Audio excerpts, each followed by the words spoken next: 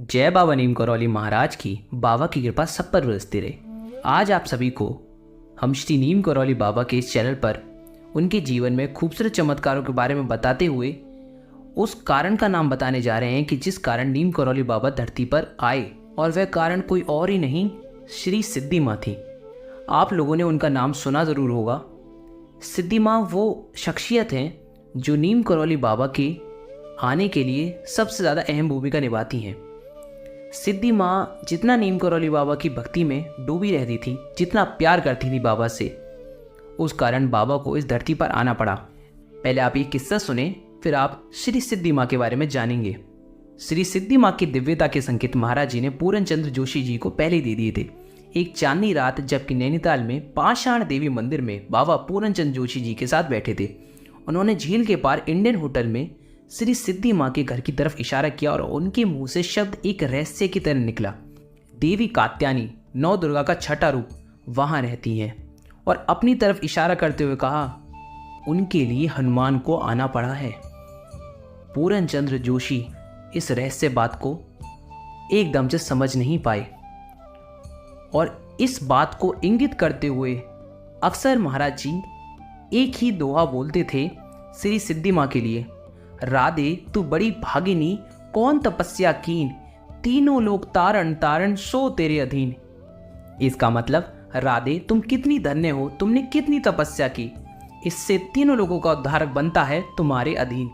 नीम करौली बाबा जी द्वारा सिद्धि माँ के लिए बार बार ये दोहराया गया दोहा हम सभी लोगों को एक संकेत देता था, जिस कारण नीम करौली बाबा ने इस धरती पर जन्म लिया और अपना आशीर्वाद सभी भक्तों में बांटा।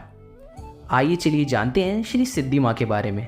सिद्धि माँ बाबा नीम करौली महाराज जी के प्रति इतनी भक्ति रखती थी जिस प्रकार हनुमान जी श्री राम जी के प्रकार रखते हैं। आज भी बहुत लोग उनके बारे में नहीं जानते, क्योंकि उन्होंने जानबूझकर अपने गुरु को सर्वोच्च स्थान पर रखते हुए लाइमलाइट से दूर रहने का फैसला किया था।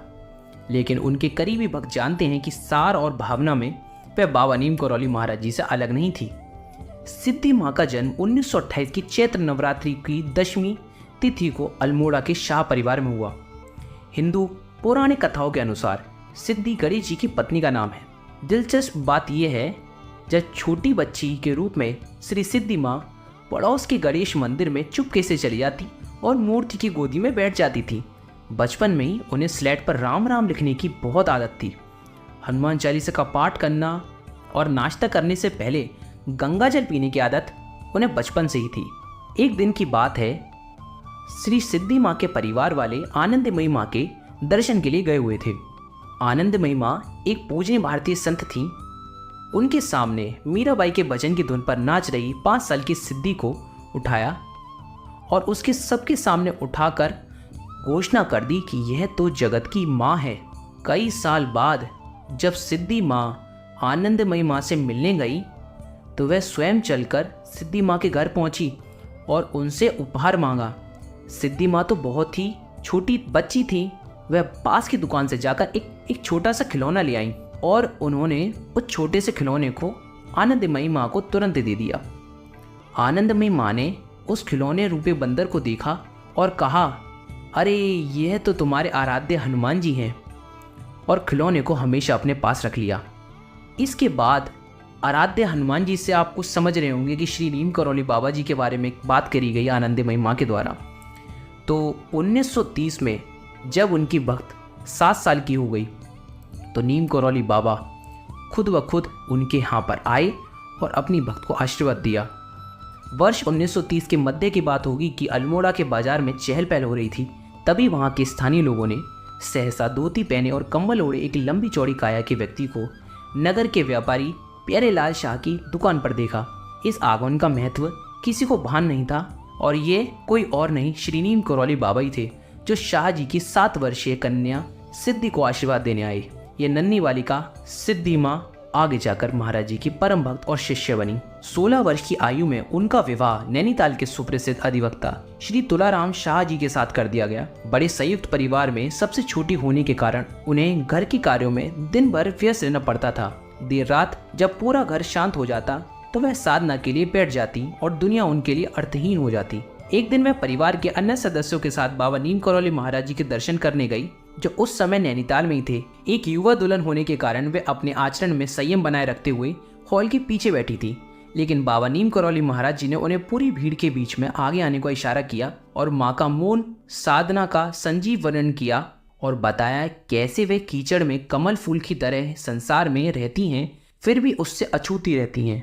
उनका घर गीता भवन भक्तों की तीर्थ यात्रा के लिए एक आध्यात्मिक आश्रय बन गया था।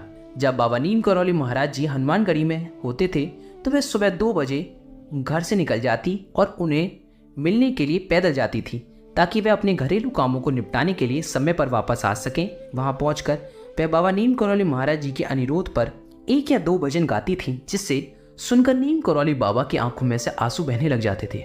वर्षों से माँ का परिवार बाबा नीम करौली महाराज जी के साथ पूरे भारत में तीर्थ यात्राओं पर जाता रहा है और बाबा नीम करौली महाराज जी के उनका परिवार परम भक्त बनता जा रहा था। एक शाम बाबा इंडियन होटल में रात भर ठहरे थे, जिसके मालिक श्री सिद्धि माँ और उनका परिवार था। रात बहुत अंधेरी थी और बहुत तेज बारिश हो रही थी। आधी रात को बाबा अचानक माँ की ओर मुड़े और उनसे पूछा, अगर मैं आपसे कहूँ तो क्या आप इसी पल घर को हमेशा के लिए छोड़ सकती हो? बिना एक पल की हिचकिचाहट के माँ ने अपनी दोस्त और महाराज जी की भक्ति में निरंतर साथी जीविती माँ की ओर रुख किया और उनसे कहा कि वह उठकर उनके साथ चले जाएं, इससे पहले कि उनमें से कोई भी आसक्ति में फंस जाए। इसका मतलब नीम करौली बाबा की भक्ति में वह इतनी लीन थी कि अपना घर परिवार को छोड़ने के लिए एक पल में तैयार थी। 1962 में तुलाराम जी का देहांत हो गया और इस घटना के बाद नीम करौली बाबा जी ने जीवंती माँ को गीता भवन में सिद्धि माँ के साथ ही रहने का आदेश दिया। इसके 1 वर्ष बाद सिद्धि माँ ने अपने गृह जीवन को सदा के लिए त्याग कर जीवंती माँ के साथ कैंची आश्रम आ गईं। आश्रम की भीतरी भाग में रहकर उन्होंने अपना पूरा जीवन बाबा नीम करौली महाराज जी की सेवा में समर्पित कर दिया। सिद्धि माँ के साथ एक और सहयोगी थी श्री जीवंती माँ। नीम करौली बाबा जी ने जीवंती माँ को सिद्धि माँ के कवच के रूप में चुना था। एक दिन की बात है, महाराज जी ने सभी को बताया कि वे इस दुनिया को छोड़ने जा रहे हैं। फिर उन्होंने कहा कि श्री सिद्धि माँ, आप तो बहुत रोती हो। जब मैं सिद्धि माँ को छोड़ूंगा तो उन्हें रोता हुआ कैसे छोड़ूंगा? इसे कहते ही श्री सिद्धि माँ रोने लगी। लेकिन महाराज जी ने कहा कि उन्हें चिंता नहीं करनी चाहिए, वे किसी को भी नुकसान नहीं पहुंचाने देंगे। मतलब उन्हें यह डर था कि श्री सिद्धि माँ अपने आप को नुकसान ना पहुंचा ले महाराज जी के जाने के बाद, यानी उनके समाधि लेने के बाद श्री सिद्धि माँ अपने आप को कोई नुकसान न पहुंचा ले। एक अनन्य अध्याय में बाबा नीम करौली महाराज जी ने माँ समाधि में लीन होने का वर्णन किया था। 9 सितंबर 1973 की पूर्वाह का समय था।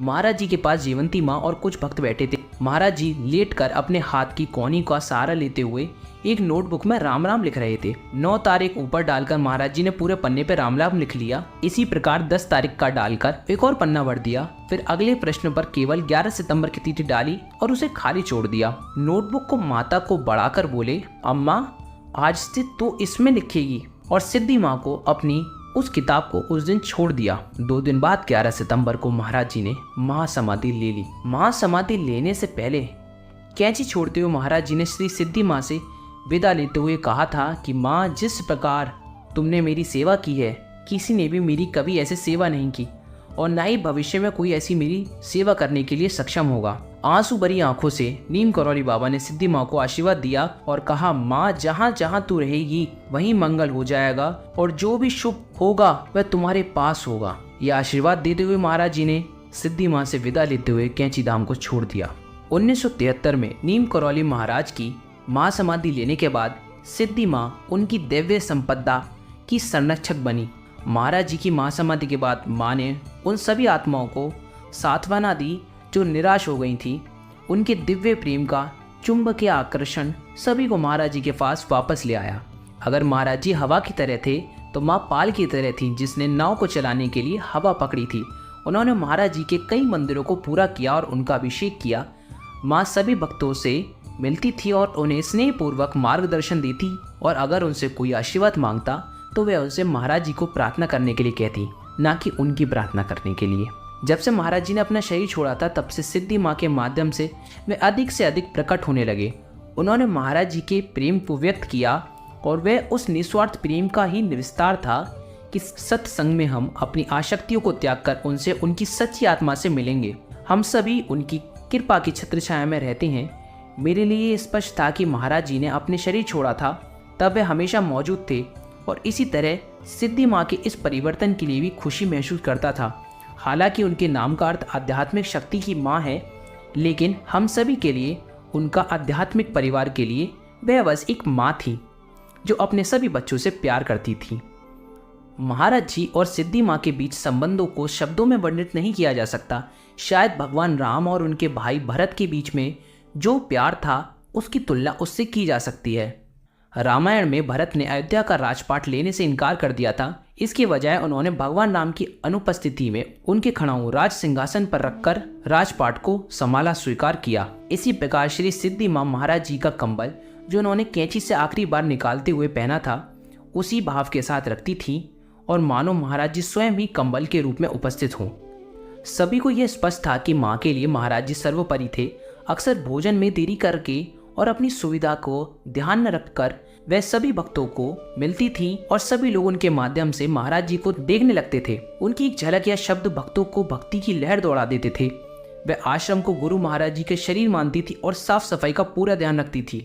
वर्ष 2005 में जीवंती माँ के देहावसन के बाद माँ एकांत प्रिय हो गईं और उन्होंने यात्रा भी कम कर दी। 28 दिसंबर 2017 की सुबह माँ ने भक्ति और सेवा की विरासत को छोड़ महासमाधि ले ली।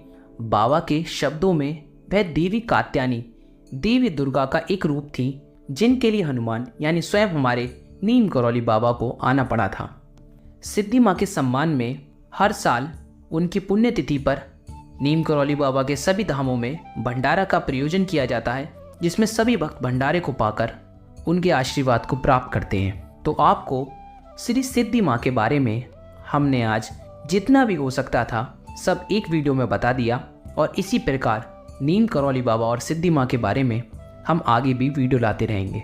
तो आज की वीडियो में बस इतना ही। तो फिर मिलते हैं किसी और दिन किसी और नए किस्से के साथ। जब तक के लिए जय बाबा नीम करौली महाराज की। बाबा की कृपा सब पर बरसती रहे।